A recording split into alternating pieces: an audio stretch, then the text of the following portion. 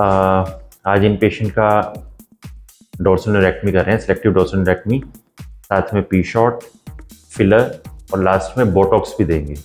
Basically problem इनकी ये है कि सेंसेशन ज़्यादा है और साथ में थोड़ी सी इरेक्शन में भी प्रॉब्लम है। तो हम पी शॉट दे के देख रहे हैं। पी शॉट को रिपीट भी करेंगे 1 महीने बाद। फिलर को रिपीट करने की ज़रूरत नहीं है। अभी 1 ml ही दे रहे हैं, देखते हैं यही सफिशिएंट पड़ता है तो फिर इसको रिपीट करने की ज़रूरत नहीं पड़ेगी। बोटॉक्स को 6 महीने बाद रिपीट कर सकते हैं। और डोर्सोनोरेक्टमी तो कॉमन सोल्यूशन है। डोर्सोनोरेक्टमी के साथ फिलर इसलिए देते हैं क्योंकि डोर्सोनोरेक्टमी का असर आने में थोड़ा सा टाइम लगता है, तो मीनवाइल फिलर उसका गैप को भर देता है। और दोनों का जो जनरल्स है उससे है कि भाई मतलब काफ़ी सिग्निफिकेंट टाइमिंग इंक्रीज हो जाती है अगर दोनों को कंबाइन करो तो आज का ये प्रोसीजर है। 4 चीज़ें कर रहे हैं: selective dorsal neurectomy, P shot, filler and Botox. ये पेशेंट के हमने नर्व्स निकाली है, 3 नर्व्स हैं, आप इनको फोकस कर सकते हो। ये पेनिस के डोर्सम पे, मतलब पेनिस के ऊपर 3 पतली पतली नर्व्स होती है जो ग्लैंड्स पेनिस को सप्लाई करती है, तो उसकी हाइपर सेंसिटिविटी के लिए इनको निकालना चाहिए। और इफेक्टिव प्रोसीजर है, बजाय कि आप सर्कमसिजन कराओ जिसमें इतने टाँके लगते हैं, इसमें फटाफट से नर्व्स निकल जाती है। जो इंसिजन है, जो स्कार मार्क है, वो भी छोटा सा ही आता है और कोई दिखाई भी नहीं देता।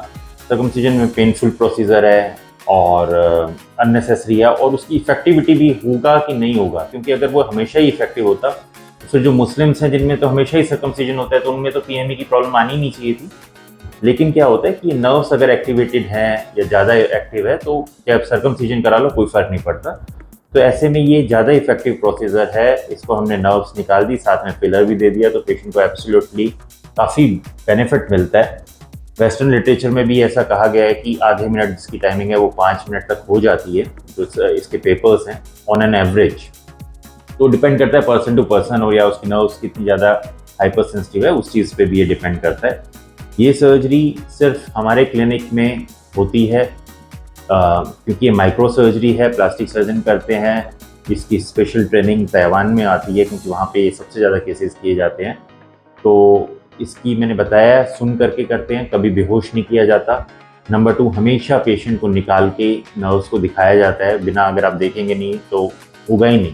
और ये हमेशा स्पेशलिस्ट जगह पे इसलिए करानी चाहिए क्योंकि नर्व्स के साथ साथ ब्लड वेसल्स भी होती है, अगर उनकी डैमेज होगी तो बहुत ज़्यादा ब्लीडिंग होगी और अननेसेसरी कंट्रोल में नहीं आएगी।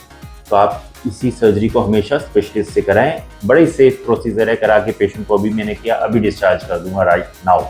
1 मिनट के लिए भी रुकने की ज़रूरत नहीं है, अगले दिन पट्टी हट जाएगी और आप साबुन पानी से धोने शुरू कर दोगे। जो स्टिचेज़ हैं वो अपने आप डिज़ोल्व हो जाते हैं, टूट जाते हैं, बेसिकली डिज़ोल्व नहीं होते, टूट जाते हैं अब जब उनका काम पूरा हो जाता है। तो ये आज हमने इसका प्रोसीजर किया है, जो मैंने दिखाया भी है आपको, फिलर और पी शॉट के साथ में दिया है इसे। Thank you.